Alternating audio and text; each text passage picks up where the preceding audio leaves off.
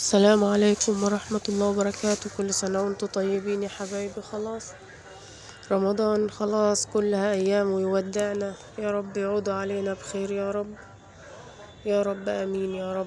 وما تنسونيش من دعواتكم في الليلة المباركة اللي احنا فيها دي، يا رب يصلح حالي وحال عيالي ويفرجها عليا يا رب. دلوقتي أنا دلوقتي صاحب السكن زنقني وحطني في خانة اليك وضغط عليا وقال لي انتي الملزمة تصلح السقف.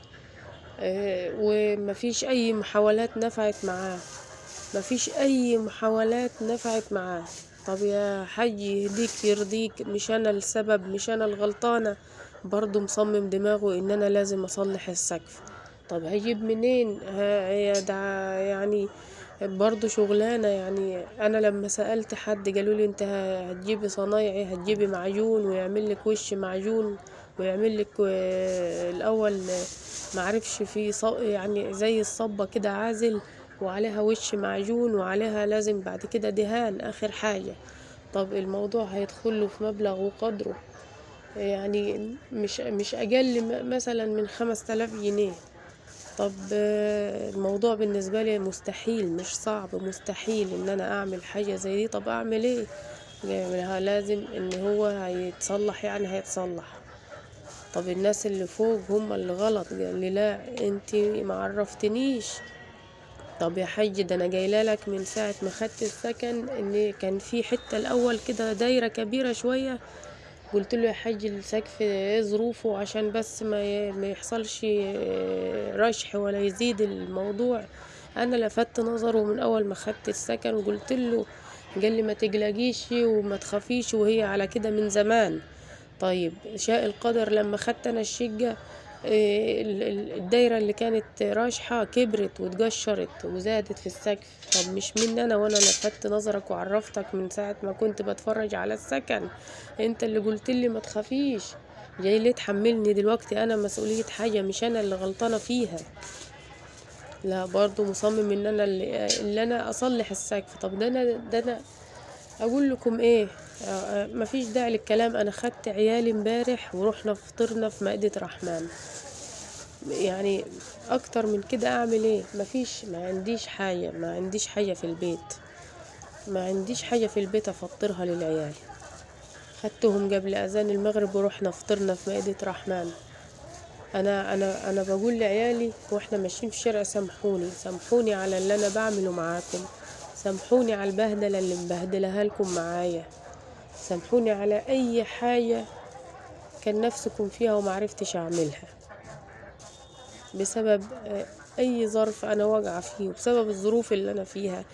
ويجي بني ادم عارف ظروفي كويس وشايف بعينه مش سامع بس، ويلزمني بحاجة عايزة مبلغ ان انا اصلحها. طب اعمل ايه؟ اجيب منين؟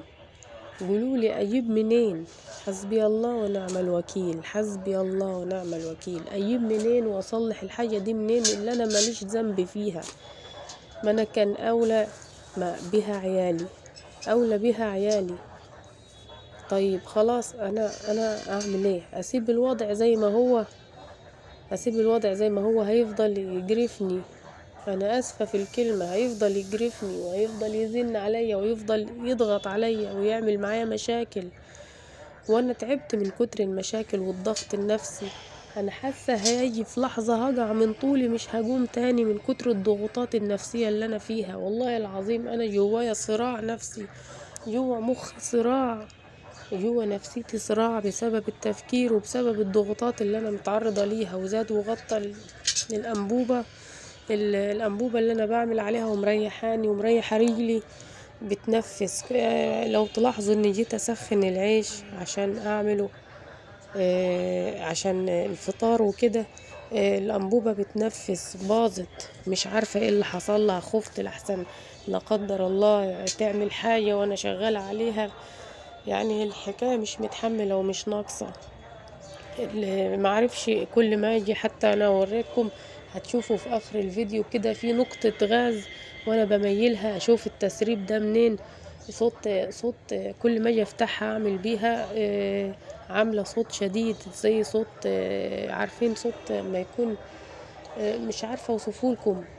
صوت خرطوم هوا، زي بالظبط زي صوت خرطوم هوا كده طالع هوا، ومش عارفة هو منين، وريحة شديدة طالعة منها ريحة شديدة مش عارفة منين. يعني أنا مش عارفة أعمل إيه ولا إيه يا ربي. هبسخن للعيال شوية عيش، وهجيب لهم شوية كنت شوية بطاطس أجلها لهم على الفطار، وعلبة جبنة، وأعمل لهم سندوتشات، والحمد لله رب العالمين. بس الأنبوبة للأسف ما سعفتنيش، وخفت لحسن تنفجر لا قدر الله ولا يحصل حاجة. فقلت لهم خلاص أخلي العيش برا. أنا كنت بسخن العيش عشان إيه؟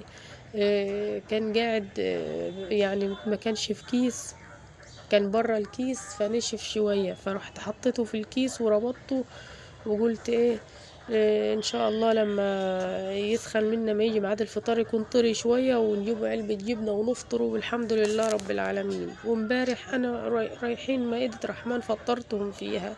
طب اعمل ايه؟ اجيب منين؟ ليه تتحمل عليا وليه التحمل عليا ده؟ انا مش ناقصة، انا مش ناقصة، ربنا اللي عالم بيا وعالم بحالي.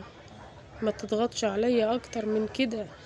ربنا بيقول ارحموا الضعفاء، ارحموا الضعفاء الفقراء. يا رب فوضت امري ليك يا رب، فوضت امري ليك يا رب، عشان انا تعبت، انا تعبت وانا تعبت والدنيا دي تعبتني.